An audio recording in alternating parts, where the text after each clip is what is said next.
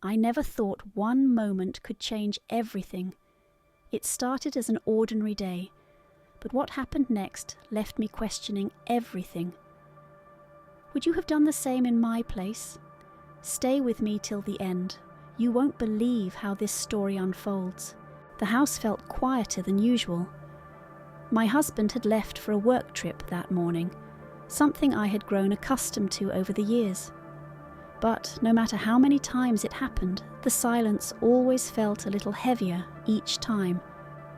I tried to keep myself busy, tidying up the kitchen, folding laundry, scrolling through my phone, but nothing seemed to hold my attention for long.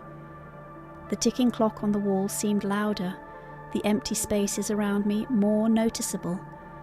It wasn't loneliness exactly, but something close. As the evening crept in, the weather took a turn. Dark clouds gathered in the sky, and soon the sound of rain began tapping against the windows.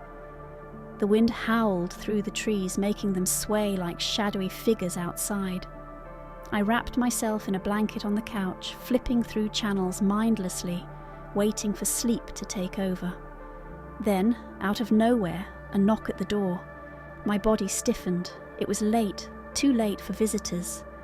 My heart started to pound as I stared at the door, debating whether I should even open it.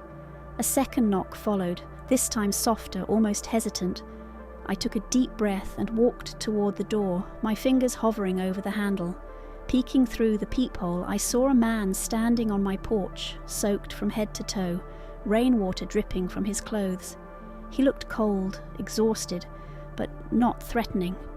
For a moment I considered pretending I wasn't home. But something about the way he stood there, shoulders slightly slumped, eyes darting around as if he wasn't sure if he should even be knocking in the first place, made me pause. Taking another deep breath, I slowly unlocked the door and opened it just a crack. Hi, he said, his voice barely above the sound of the rain. I'm really sorry to bother you, but my car broke down a few blocks away. My phone's dead, and I just need to wait somewhere dry until a tow truck gets here. I won't take long, I promise. I hesitated, gripping the door a little tighter. Letting a stranger inside was risky, but then our eyes met. There was no malice in them, just exhaustion, and maybe a little bit of desperation. I could feel my pulse in my ears as I wrestled with my instincts. Should I turn him away? Offer him an umbrella? Call someone for him? Or should I take the risk? I had no idea that the choice I made in that moment would change everything. I stood there, gripping the door, my mind racing. Every cautionary tale I had ever heard played in my head. Never let a stranger inside. You don't know his intentions. What if something goes wrong? But then I looked at him again. His clothes were drenched, his hair dripping water onto his face. His hands were shoved deep into his pockets, as if he was trying to make himself seem smaller, less threatening. He wasn't demanding anything. If anything, he looked like he was preparing for me to say no. I took a deep breath. "You can come in," I said, my voice steadier than I felt. He blinked, almost surprised, then nodded quickly. "Thank you, I really appreciate it." I stepped aside, letting him enter. As soon as he crossed the threshold, a gust of cold air followed him in, making me shiver. I shut the door and turned to see him standing awkwardly in the entryway, clearly uncomfortable. "Here," I said, grabbing a towel from the hallway closet and handing it to him. He took it with a grateful nod, rubbing it over his face and hair. "I'm sorry about this," he muttered. "I wouldn't normally bother anyone, but I've been out there for almost an hour trying to get a signal. My phone just died before I could call for help." "It's okay," I said, though I wasn't sure if I meant it yet. I still felt on edge, my instincts battling between caution and empathy. "Do you want some tea or coffee? Might help warm you up." "That would be great, actually." He gave a small, appreciative smile, and for the first time, I noticed the tired lines on his face.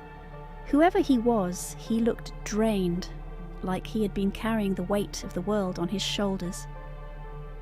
I walked to the kitchen, filling the kettle with water, trying to steady my thoughts. This is fine, I told myself. It's just a cup of tea, just being polite. But as I stood there waiting for the water to boil, a strange feeling settled in my chest. It wasn't fear. It was something else, something I couldn't quite name. I turned back to look at him. He was standing near the window, staring out at the rain with a distant expression. The way the dim light hit his face made him look almost lost. I don't know why, but in that moment, I felt the urge to ask, "Are you okay?" He turned to me, surprised by the question. For a second, he didn't answer. Then, after what felt like forever, he let out a quiet sigh. "Honestly," he said, his voice low, "I don't know." Something about the way he said it made my chest tighten. I didn't know it then, but that night was about to become more than just a stranger seeking shelter. It was about to become a conversation that I would never forget. I placed the steaming cup of tea on the table and sat across from him. The rain outside had softened to a steady drizzle, but the silence between us was thick, filled with unspoken thoughts. He wrapped his hands around the mug, letting the warmth seep into his fingers. "Thank you," he said, his voice quieter now. I nodded, watching him carefully. He looked tired, but not just in the way someone looks after a long day. It was deeper than that, like he had been carrying something heavy for a long time. "So," I said, breaking the silence, "where were you headed before your car broke down?" A small, humorless chuckle escaped his lips. "My mother's house," he said. "Haven't seen her in a while. Thought it was time." He paused, then shook his head. "Guess the universe had other plans." There was something about the way he said it that made me tilt my head. "You don't sound too happy about it." He hesitated, running a hand through his damp hair. "It's complicated." I leaned back in my chair, waiting. He glanced at me as if deciding whether or not to continue. And then, just like that, he started talking about how life sometimes pulls you in directions you never planned for. How the years slip by so fast that one day you wake up and realize you've become someone you never expected to be. How relationships, family, friends, even love, can feel both comforting and suffocating at the same time.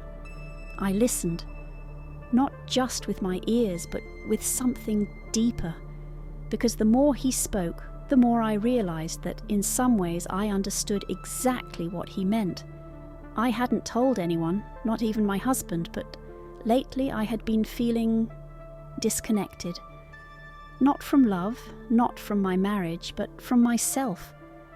Like I had slowly faded into the background of my own life, becoming someone who went through the motions without really feeling them.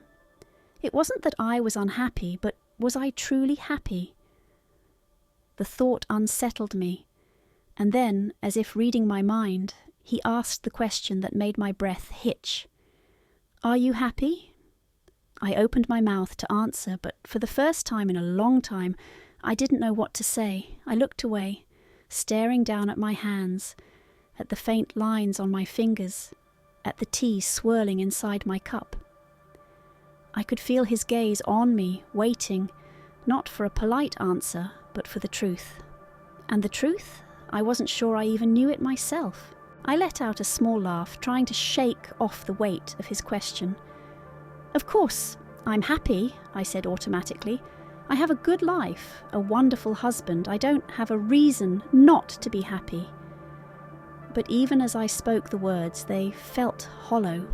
He didn't push, didn't question me further. He just nodded slowly, as if he already knew the answer I was afraid to admit.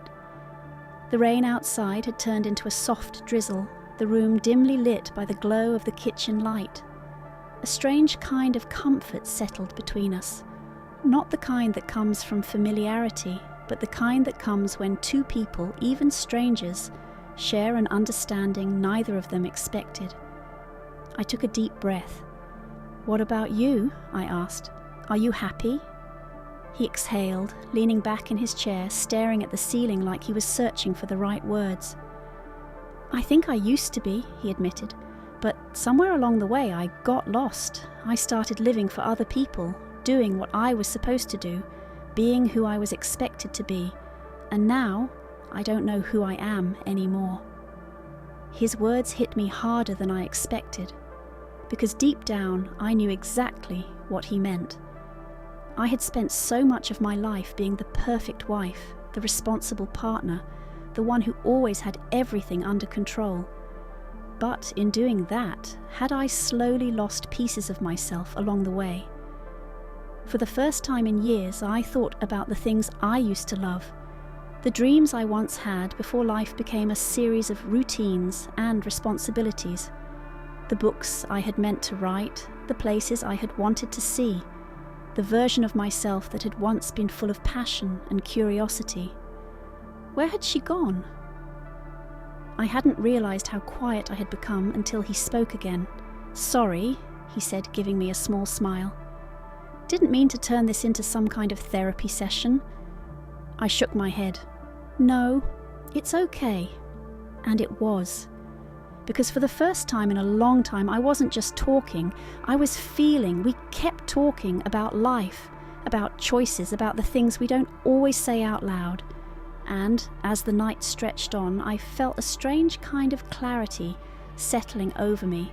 Not because I had found all the answers, but because for the first time I had finally started asking myself the right questions. And that, I realized, was the first step to something I didn't even know I had been searching for. The clock on the wall showed it was past midnight, but neither of us seemed in a rush to end the conversation. The rain had nearly stopped now, the occasional droplet tapping softly against the window. And then, just as naturally as the night had unfolded, his phone lit up on the table. The tow truck had arrived. He glanced at the screen, then back at me. "Looks like it's time for me to go." A strange feeling settled in my chest. I nodded, standing up as he grabbed his now dry jacket.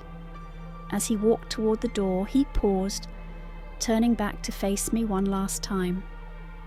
"Thank you," he said, "for the tea, for the warmth, for the conversation." I smiled, though it felt bittersweet. "Safe travels." He hesitated, then added, "Whatever it is you're looking for, I hope you find it." And then, just like that, he was gone. I closed the door, pressing my forehead against it for a moment, listening to the faint sound of the tow truck outside. The house felt quiet again, but it wasn't the same silence I had started the evening with. This silence was different. It wasn't emptiness, it was reflection. I wasn't in love with that stranger. I hadn't done anything wrong. But something had shifted inside me in a way I couldn't quite explain. The next morning, the world looked the same, but I wasn't the same. When my husband called to check in, I answered with a warmth I hadn't felt in a long time. I told him I missed him, not out of habit, but because I truly did. And as I stood there, watching the morning sunlight filter through the window, I realized something. Life had been moving past me while I stood still. And maybe, just maybe, it was time to start living again.